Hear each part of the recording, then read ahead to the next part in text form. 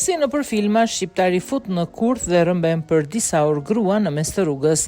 Një shqiptar nga Kosova është arrestuar përsëri nga karabinierët në Padova pasi akuzohet për rëmbimin pas futjes në kurth dhe më pas për thunimin për 2 orë me radhë në apartamentin e tij të një gruaje shqiptare. 36 vjeçari sapo ishte liruar nga burgu ku kishte vuajtur edhe një dënim 10 muaj izolim për krime pronësie, teksa skeda e tij në polici ishte e mbushur me krime të shumta dhe i cilësuar si person i rrezikshëm.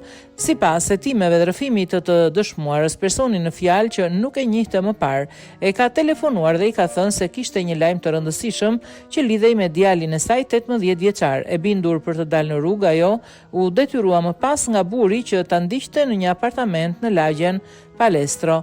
Aty e ka kërcënuar me një armë që mbante në brez. Nga aty e dërgoi në një tjetër apartament ku abuzoi seksualisht për 2 orë.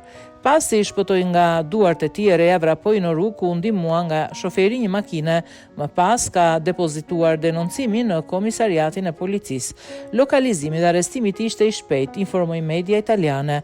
Policia tha se 36 vjeçari kosovar tashmë i njohur për policin për krime të shumta përfshir vjedhjen, rezistimin e një zyrtari publik dhe migracion ilegal doli nga burgu të premten e kaluar në 11 prill nga Due Palazi, ku kishte vuajtur dënimin me 10 muaj për krime pronësie. Tani e mbahet në burgun e Qarkut në dispozicion të autoriteteve gjyqësore me akuza më të rënda.